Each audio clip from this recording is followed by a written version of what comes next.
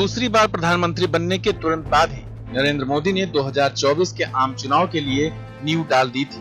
2019 को ही लाल किले के प्राचीर से दिए गए इस भाषण में ही जनसंख्या को लेकर आरएसएस के एजेंडे को हवा दे दी थी।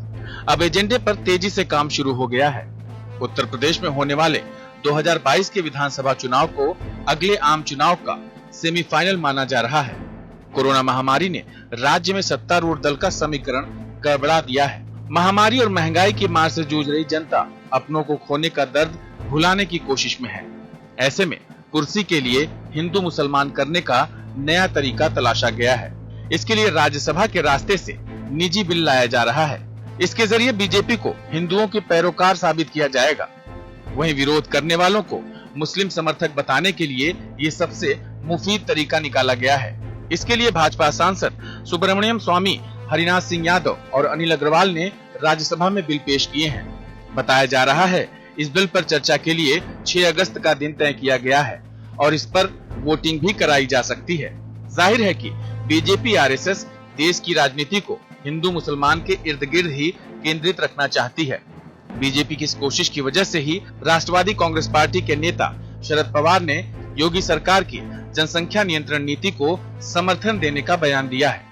वहीं समाजवादी पार्टी ने तो कह दिया है कि इस तरह की रोक के बजाय विवाह पर ही रोक लगा देनी चाहिए। वहीं मायावती ने योगी सरकार के लाए जा रहे कानून का जमकर विरोध किया है। बताया जा रहा है कि इस तरह के कानून से मुसलमानों से ज्यादा तो पिछड़ा वर्ग और दलितों को सरकारी सुविधाओं से वंचित किए जाने की योजना है। उनके मुकाबले कम तादाद में मुसलमान सरकारी योजनाओं का लाभ उठाते हैं। ऐसे में सामाजिक न्याय के नारे पर चुनाव लड़ने वाली राजनीतिक पार्टियों को बीजेपी के विरोध का मौका भी मिल गया है। दरअसल बिल लाने के पीछे ये धारणा काम कर रही है कि देश में टैक्स अदा करने वाले तो हम दो हमारे दो की नीति अपनाते हैं और इसका पालन न करने वाले मुफ्त रोटी, कपड़ा और मकान लेकर खूब आबादी बढ़ा रहे हैं। इसलिए इन लोगों को दी जाने वाली सुविधाएं छीन लेनी चाहिए। इसी नैरेटिव को लेकर बीजेपी यूपी चुनाव में संघ के एजेंडे पर आगे बढ़ चुकी है। योगी सरकार ने जनसंख्या नियंत्रण कानून के मसौदे में साफ कहा है कि 2 से अधिक बच्चों के अभिभावकों को सरकारी नौकरी नहीं मिलेगी। वो स्थानीय निकाय और पंचायत का चुनाव भी नहीं लड़ सकते।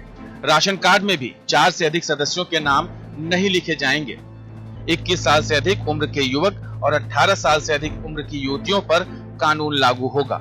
जनसंख्या नियंत्रण से संबंधित पाठ्यक्रम स्कूलों में पढ़ाए जाने का भी सुझाव दिया गया है।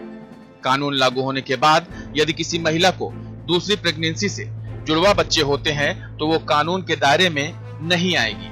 तीसरे बच्चे को गोद लेने पर रोक नहीं रहेगी। यदि किसी के 2 बच्चे निषक्त हैं तो उसे तीसरी संतान होने पर सुविधाओं से वंचित नहीं किया जाएगा। सरकारी कर्मचारियों को शपथ पत्र देना होगा कि वो इस कानून का उल्लंघन नहीं करेंगे। वहीं 2 बच्चों की नीति अपनाने वाले अभिभावकों को कई तरह की सुविधाएं भी दी जाएंगी। मसलन ऐसे अभिभावक जिनके 2 बच्चे हैं और वे सरकारी नौकरी में हैं और अगर अपनी इच्छा से नसबंदी कराते हैं तो उन्हें 2 एक्स्ट्रा इंक्रीमेंट, प्रमोशन, सरकारी आवासीय योजनाओं में छूट, पीएफ में एम्प्लॉयर कंट्रीब्यूशन जैसी सुविधाएं मिलेंगी।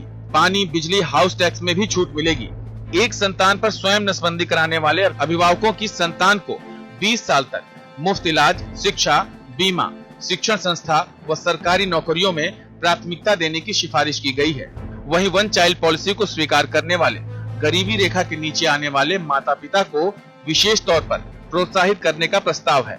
इसके तहत जो माता पिता पहला बच्चा पैदा होने के बाद ऑपरेशन करा लेंगे उन्हें कई तरह की सुविधाएं दी जाएंगी। इसमें कोई शक नहीं है कि देश के तमाम समस्याओं के पीछे जनसंख्या नियंत्रण एक बड़ा मुद्दा रहा है और राष्ट्रीय स्वयंसेवक संघ का बड़ा एजेंडा भी। इसके लिए अटल सरकार ने सन 2000 में संविधान समीक्षा के लिए 11 सदस्यीय जस्टिस वेंकटचलैया आयोग गठित किया था। उसने भी मंडल जैसे हालात न बनने के लिए चरणबद्ध तरीके से इसे लागू करने की सिफारिश की थी।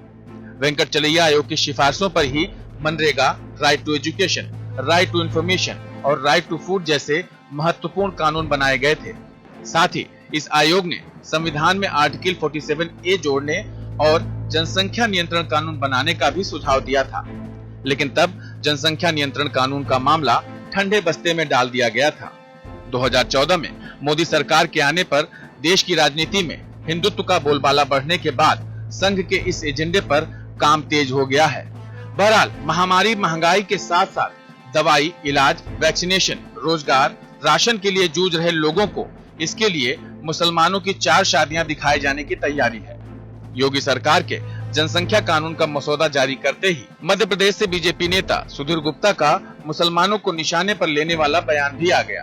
उन्होंने अभिनेता आमिर खान जैसे लोगों को आबादी का संतुलन बिगड़ने वाला बताया है। दरअसल कोरोना महामारी में शववाहिनी गंगा के घाट और मुसलमानों के हिंदुओं के अंतिम संस्कार करने की इंसानियत को जगाने वाली तस्वीरों ने सांप्रदायिकता की राजनीति करने वालों को डरा दिया है। अब राम मंदिर को लेकर भी मुसलमानों को निशाना बनाना मुश्किल है। धर्मांतरण, लव जिहाद, CAA, NRC जैसे मुद्दों ने भले ही देश के कट्टर हिंदुओं को एकजुट कर दिया हो, लेकिन मुसलमानों के सब्र की वजह से बीजेपी का धीरज टूट रहा है, क्योंकि इंसानों में बंटवारे बगैर सियासत एक कदम भी नहीं चल सकती। अंशुमन त्रिपाठी, APN।